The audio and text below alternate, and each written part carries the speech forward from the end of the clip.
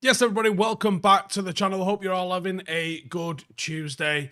I had a horrible day yesterday, but we're over it. It was the longest day in the world. I got messed about all over the gaff. Today started at least a little bit better.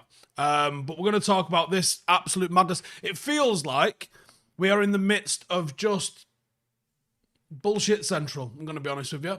With the stuff coming out about Griezmann over the weekend, with this stuff coming out, there's some talk here and some reliable people talking about it, but there's other people, of questionable sort of repute, sort of saying that he's definitely going. So I'll get into the reports, and then you lot let me know what you're thinking, any questions, any of that sort of stuff. That sound like a plan? Sounds like a plan to me. Right then. So first things first, what's been said? James Ducker has said that John Murtough expects to play a part in any transition under Ratcliffe at United. He is still hoping to make more additions to his own of his own to United's existing recruitment team. That tells me, looking at the wording of that, that Ducker has spoken almost directly, if not very indirectly, to Murtough himself. Ducker goes on and says Ratcliffe had hoped to complete a deal for United by now, but there are no guarantees that it will be wrapped up before Thursday, which is Thanksgiving for those in America. And some close to the deal fear it could be another week before the announcement is forthcoming. I think there's probably a lot of truth, but also a lot of nonsense to all of the stuff that's just out there at the moment. I think there's what's the way to word this? I think there's people have probably got a bit of an angle. Some of the names coming out, Mitchell and Jean-Claude Blanc and Dave Brailsford and some of the names that are Patrick Stewart being linked with different roles and stuff at United. I think there's probably a lot of truth in all of those. So I'm not overly... I think that there's truth in some of those people are either getting those appointments or considered for those appointments. Now, the fact that it's Murtough saying, I expect to play a part in the transition, might just mean he ain't had the letter yet with the curly finger. Come here, sit down, read that on your bike. So I don't necessarily think that that means that Murtough is actually staying. I think that him expecting to stay don't mean that he's staying. I don't necessarily think that's the case at all. According to the MEN, Ratcliffe's personnel changes could still happen. He says Jim Ratcliffe has held virtual meetings with Joel Glazer about probable personnel changes at United. It's understood more changes are planned behind the scenes with the Ineos delegation unimpressed by other departmental strategies. Yeah, you and me both, brother. Like, United just don't seem to have been appointing people with any level of imagination at all, really. The last time I can think off the top of my head where we did something like quite innovative like that was when we appointed Kieran McKenna. We sort of headhunted him. He came with a real good reputation from Spurs, and that turned out to be really well founded, didn't it? Because he's now absolutely smashing it as a first-team coach at Ipswich. He also goes on and says United are planning on replacing John Murtough as football director. Murtough is in quotes, definitely going. So, yeah, I just think that Murtough hasn't heard the news just yet.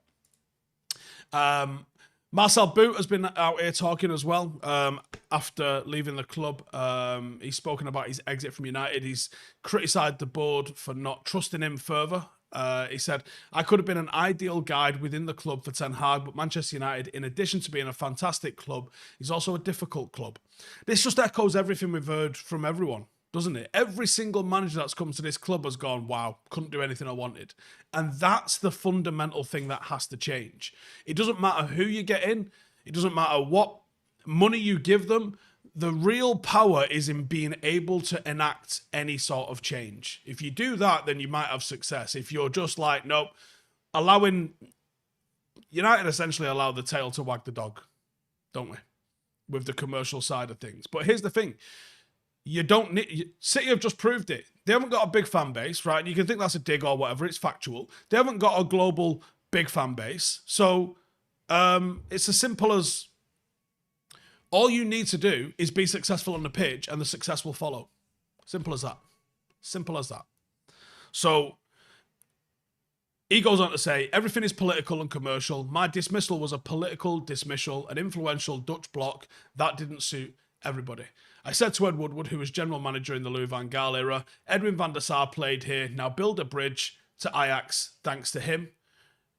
Make sure you get a deal for this type of talent early, and then you can always let them develop in the Netherlands for a while. I mean, it's quite a common sense kind of idea. Clearly, that was never going to fly at Old Trafford. Boot obviously wouldn't have been entirely perfect, though, because he sort of blocked an influential or a potentially influential transfer for De Ligt all the way back in 2018. He reckoned that the centre-half was going to lose his pace and power due to putting on a little bit of weight. So not perfect at all, but, you know, even the opportunity to get someone in with that sort of thinking just didn't happen. Gareth says, almost as if the Glazers are still in control. Well, they are. You know, they've still got, is it over 52%, something like that, stake once this goes through. So they still are. Siggy says, Murtough is the one person I want out of our club. Notch says, was my day as much of a circus as Manchester United? Yep. Matthew says, didn't Murtough have some involvement in the academy before sporting director role? He did, yeah. I believe it was more of an administrative kind of role rather than a hands-on, any coaching or direction sort of role. Mike says, do I think we should get rid of Varane and Marshall and maybe even any other player that seems to be made of glass, even if they are good players? I personally think one of the most important things when assessing a player is their injury record. And I think when you look at how many games a player plays in a season, especially if you've got 2, 3, 4, 5 seasons to look over, I think that tells you whether or not that player is trustworthy. Now, things can change. You can break a leg and it have knock-on effects going forward all over the show. But I would absolutely be looking at the sort of record of what percentage of games does a player play. And if they're in the 94, 95, 96 sort of percentage, then I would be comfortable signing that player. And that means on the flip side, any player that's not able to be available for those sorts of games in that sort of frequency, you can't trust them. Dean says, with the January window coming up, makes sense not to change right now. Doesn't mean we can't get Mitchell in, but also look what happened to Chelsea. In which sense? I mean, there's a lot that's happened at Chelsea, isn't there? So which sense exactly there? Compost says, people are shocked by this, learned nothing after a decade of mental torture. Sev says, United could appoint a fan as head of recruitment. They'd do a better job than anyone in the last 10 years. Scott says, everything is just speculation at the moment. I'm holding judgment until we hear Sir Jim speak. But I think that's the most important thing here is we have to hear Jim speak, don't we? Surely, don't we? Witterbird says, people still go around saying the Glazers are good businessmen. They do, you're right, they do. And I don't understand how. I really don't understand how. Tim Keogh says, I refer to the United being a difficult workplace. Notch says, we'll learn a lot more over time, how much control over decisions their future staff will have. Yeah, we will, yeah. What was Richard Arnold's job before the role he has now, says James? I think it was in the commercial department, because of course it was. Andy says, do I think Ten Hag needs to come out and publicly back Ten Hag? I think it's the right thing to do personally. Yes, I do. Detwork says, the best ability is availability. Am I right? You are right. A lot of people say nothing will change till the Glazers leave. I mean, you're probably right. But I do live in hope that some change can be enacted with someone else taking charge of the football department. The problem is, yeah, I think the Glazers are just, I mean, this is very understated, but I think they're just shit.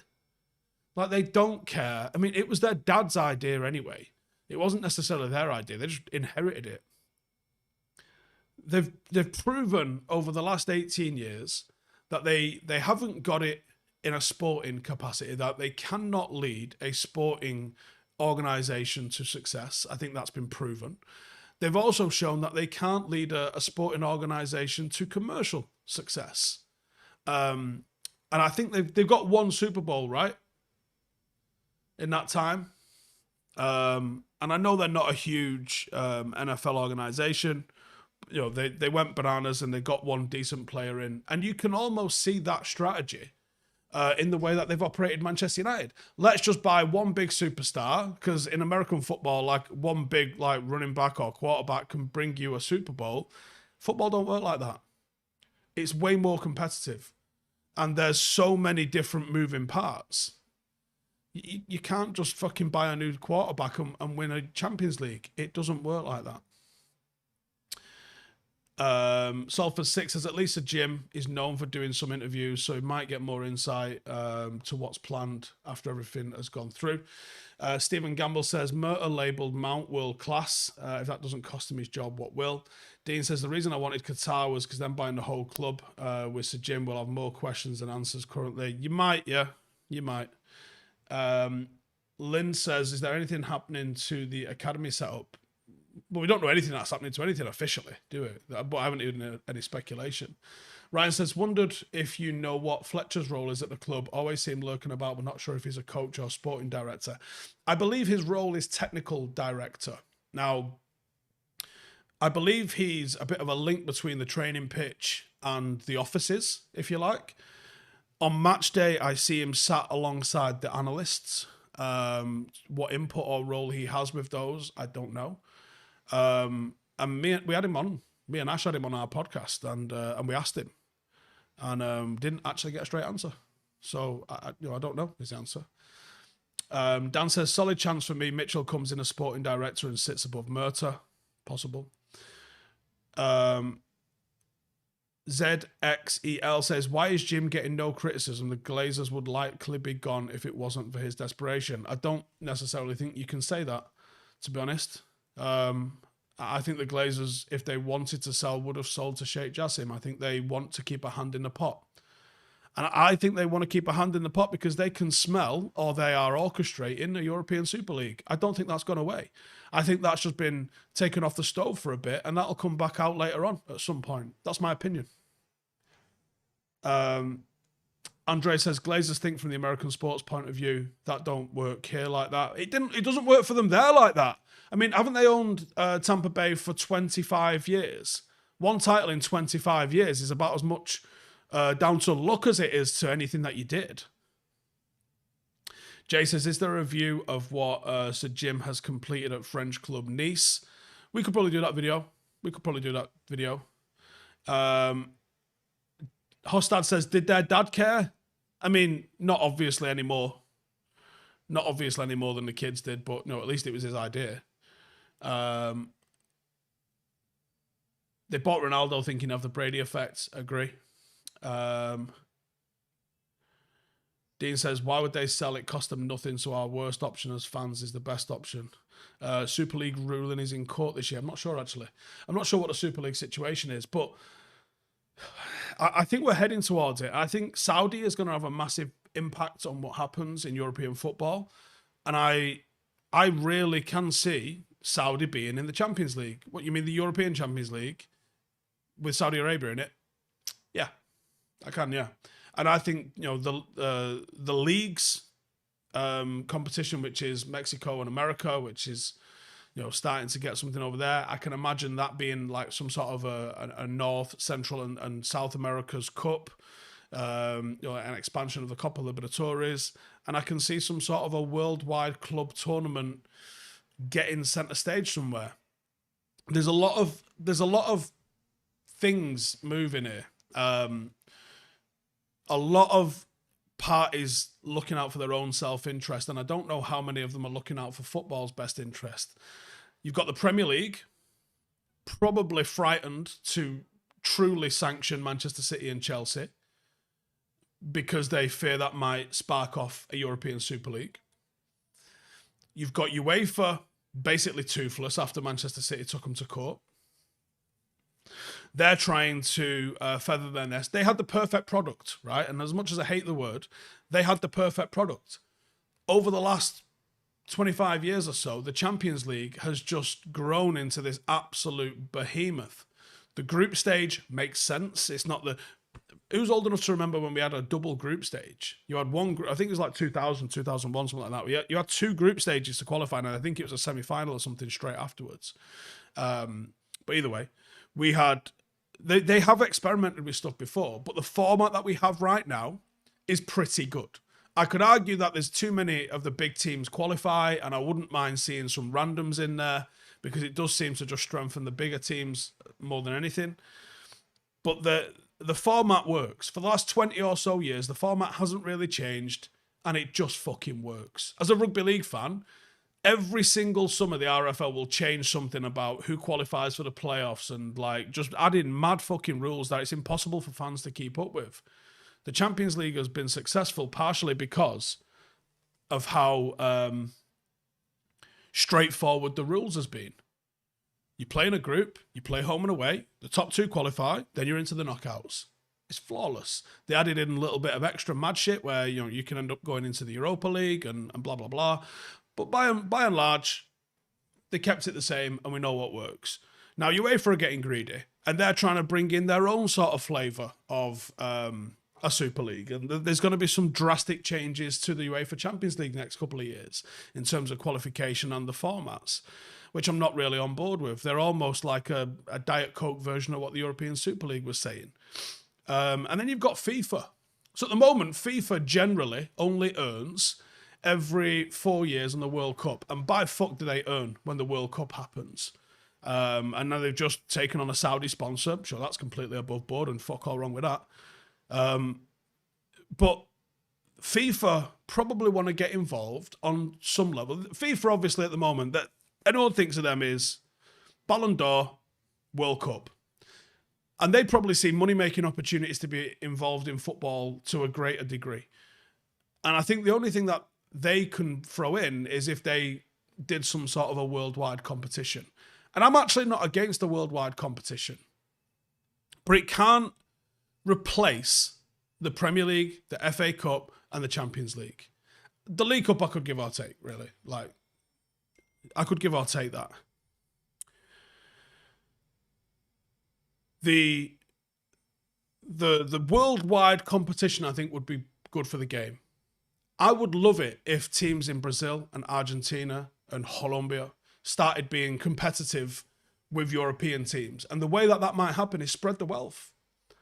I would love it if some of these teams in America, Atlanta United, something like that, Inter Miami, started being able to go into the market for players because it gives more variety. I would love it if North Africa, Central Africa, started having a real big say. And I don't necessarily think it's the worst thing in the world with the likes of Saudi and Qatar entering into this market as well. More options for players, more options for fans. I think it's a great thing. It's a global game, but it's centered on Europe. And I don't necessarily think that's correct. So I would love to see some sort of a competition which strengthens some of those areas. But I think if we look at what's happened in the past, Bluesy says, so what's the World Cup for? Well, the World Cup's I don't know if I believe I might not explain this, but it's on an international level. It does fuck all for the clubs, especially when 99% of all of the players that feature in a World Cup are actually European based. So yeah, I would love something where it was, genuine local clubs on every continent competing against each other. The problem is that idealism, in reality, well, it hasn't enriched the smaller nation clubs. Benfica still get all their best players poached. Massive club like Benfica. They was more competitive when there wasn't as much free movement. Ajax get picked apart if they have a decent season. The problem is it's gone to a concentration of hyper wealth. You're looking at United, City, Chelsea, PSG, Bayern Munich, Barcelona, Real Madrid. There's probably not going to be anyone that gets anywhere near winning anything on a European scale and therefore a world scale outside of those clubs. So I don't know how you level the playing field a little bit, but I think that's what you would need to do. Gary says, isn't that the Club World Cup with FIFA expanding it to 32 teams? Yes, but I don't know how, and I think there needs to be a different look at how that's actually structured. Linton says maybe the big clubs will be excluded from the League Cup. Well, what if you did like anyone who qualifies for Europe doesn't enter the League Cup? Would that be a bad idea? Dean says, would international football be better if you had to play for the country your club was based in? maybe it's no. International football on the whole makes some sense, but it's just it needs to be tiered. It needs to be tiered. Grayson says, problem with football is that it's a magnet for corruption on all levels. Michael says, jet lag and time zones will affect players. You're acting like they're not doing it now. The problem is, you can't add more games to the schedule unless you like double the size of the squads. Yeah. Anyways, I'm going to wrap it up there. Thank you as always for anyone that tuned in. Make sure to hit the like button. If you're new around here, make sure to subscribe. Back with everything coming on this week ahead of the Everton game, which is going to be a tasty one. I'll catch you in that. See you in a bit. Hey, thank you for watching the video. If you are new around these parts, then don't forget to subscribe. My channel is proudly supported by my community on Patreon.